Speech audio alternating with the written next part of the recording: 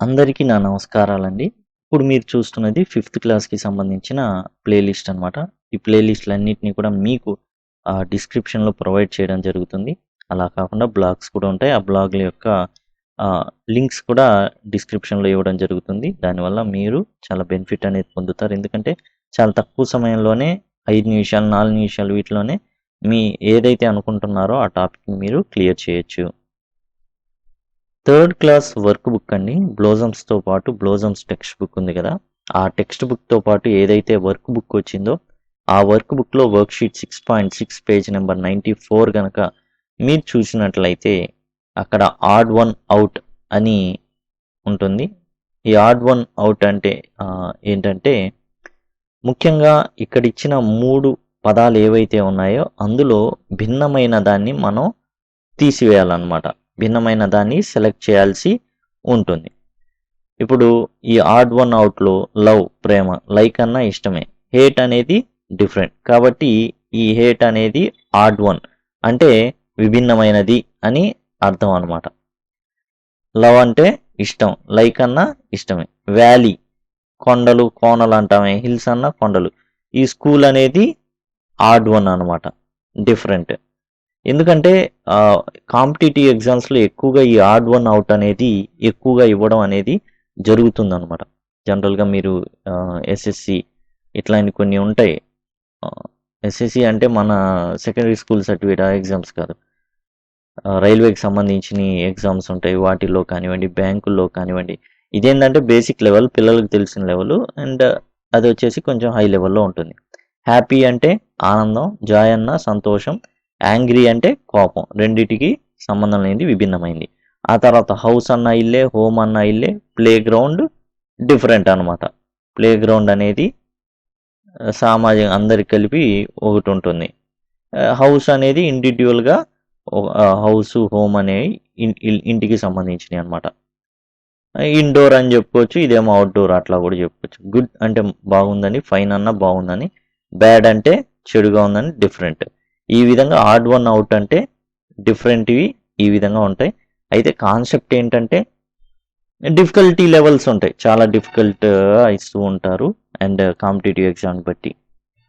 Worksheet 6.6 page number 94లో ఉందండి. దానికి సంబంధించి మనం చూద్దాము. కొన్ని ఫిల్ ఇన్ ది బ్లాంక్స్ లాగా ఇచ్చారు. అండ్ మోస్ట్ ఆపోజిట్ వర్డ్స్ని ఇచ్చున్నారు. The rose is a dash flower. అగ్లీనా బ్యూటిఫులా? బ్యూటిఫుల్ కదా! రోజ్ బ్యూటిఫుల్ కాబట్టి అందరూ తలలో పెట్టుకుంటూ ఉంటారు. వాసన చూస్తూ ఉంటారు. అగ్లీ అయితే చూడరు కదా! కాబట్టి ఈ rose is a beautiful flower. Coconut tree is tall. షార్ట్‌గా ఏముండదు. చాలా టాల్‌గా ఉంటుంది. పొడవు ఎక్కువనే. He is dash because his mother did not let him play with his friends. ఇక్కడ మీరు చూసుకున్నట్లయితే లెట్ హిమ్ ప్లే అతన్ని ఆడుకోనివ్వాల. Did not let him play ఆడుకోనివ్వలేదు. కాబట్టి ఎట్లా ఉంటాడు? సంతోషంగా ఉంటాడా? వాళ్ళ ఫ్రెండ్స్తో ఆడుకోనిస్తే సంతోషంగా ఉంటాడు. ఆడుకోనియట్లేదు కాబట్టి unhappy. Is unhappy because his mother did not let him play with his friends. Mothers dash children. ప్రేమిస్తారు. ప్రేమించడం అంటే లవ్. హేట్ చేయరు. ఎవరో ఒకళ్ళు ఉంటారు వందలు. కానీ అందరు 99% ప్రేమిస్తారు కాబట్టి లవ్ అనే రాయాలి. Waking up early in the morning is a good habit. మంచి అలవాటు పొద్దున్నే లేవడం అనేది. కాబట్టి ఈ విధంగా రోజ్ అనేది బ్యూటిఫుల్ ఫ్లవర్, కోకోనట్ టాల్గా ఉంటుంది, పిల్లని ఆడుకుని అన్హ్యాపీగా ఉన్నాడు, mother's love their children and waking up early is a good habit.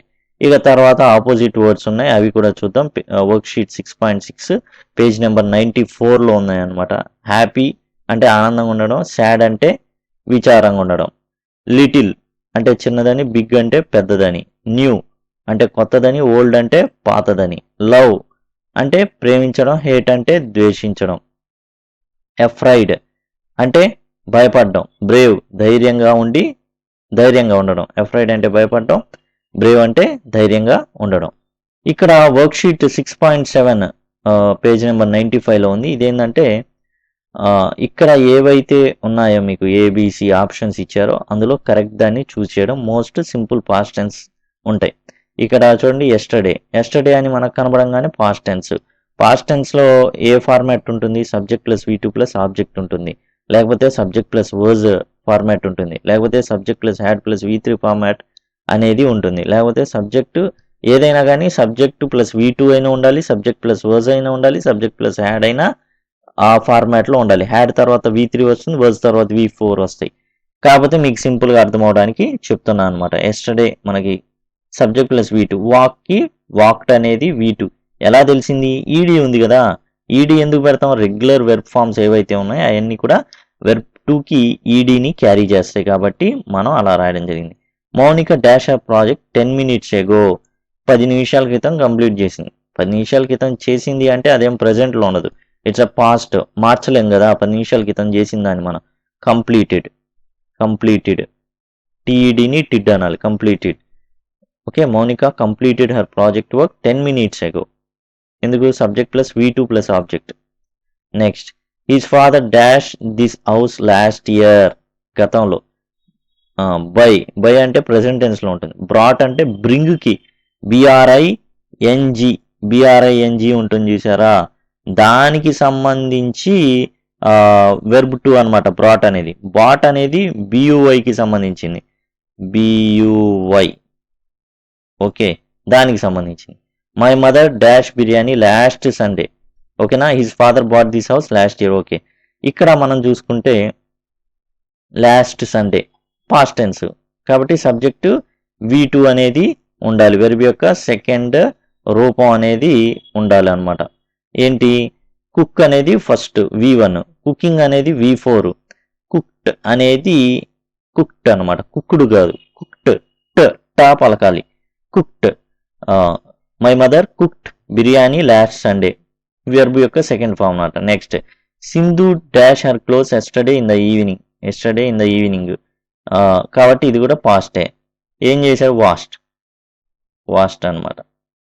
Okay, అంటే శుభ్రం చేసుకుంది, బట్టలను ఉతుక్కుంది అనేసి. ఇక తర్వాత ఇక్కడ చూడండి, underline the past tense verbs in the following. Past tense verbs page number 95లో ఉన్నాయి. సింపుల్, ఏముంది? ఈడీ ఉన్నాయి, వాటిని అన్నీ మనం ఈజీగా కనుక్కోవచ్చు. ప్లేడ్, అదిగోండి ఈడీ ఉంది చివరిలో. ఎందుకని ఈడీ ఉంది? ఎందుకంటే రెగ్యులర్ వెబ్ ఫామ్స్ అన్నీ కూడా ఈడీని క్యారీ చేస్తాయి. Visited ED. Next, walked. ఇక్కడ మనం ఈ ఈడీ ఉన్నాయి పలికేటప్పుడు అండి, అదిగోండి టీడీ ఉందనుకోండి, దీన్ని మామూలుగా ఎలా పలకాలంటే టిడ్గా పలకాలి. అంటే ఫొనెటిక్ ఫార్మాట్లో ఇలా ఉంటుంది చివరి టిడ్. ఇక్కడ వాక్డ్ కాదు, ఇలా వస్తుంది మీకు ఫొనెటిక్ ట్రాన్స్క్రిప్షన్లో చివర్లో ఇలా వస్తాయి అన్నమాట, వాక్డ్. ఆ విధంగా రావడం జరుగుతుంది అనమాట, అది గమనించండి. సో ఇదండి, మీకేందంటే చిన్న క్లాసులని మాత్రం ఇచ్చేది, బేసిక్స్ అనేవి ఇందులోనే ఎక్కువగా ఉన్నాయి. ముఖ్యంగా వర్క్ బుక్లో ఎక్కువగా వర్క్ షీట్స్ అనేవి కేటాయించడం జరిగింది. టెక్స్ట్ బుక్లో చాలా తక్కువగా ఇచ్చినప్పటికి కూడా వర్క్ బుక్ వచ్చేసరికి ఏంటంటే చాలా విషయాల్ని ఎక్కువగా ఇవ్వడం జరిగింది. రీడింగ్ కాంప్రహెన్షన్ కాడి నుంచి కూడా instructions, giving instructions, introducing the family, introducing self introduction ఇచ్చారు, introducing the family, introducing the others, meet mister, ఈ విధంగా ఇచ్చారు. Meet my father, he's an engineer, ఈ విధంగా. అలానే ఇంట్రడ్యూసింగ్ ద ఫ్యామిలీ కూడా, అండ్ టోటల్ మెంబర్స్ని ఇంట్రడ్యూస్ చేయడం, ఇట్లాంటివి రకరకాలు ఈ థర్డ్ ఏదైతే క్లాస్ ఉందో వర్క్ బుక్లో ఇవ్వడం అనేది జరిగింది.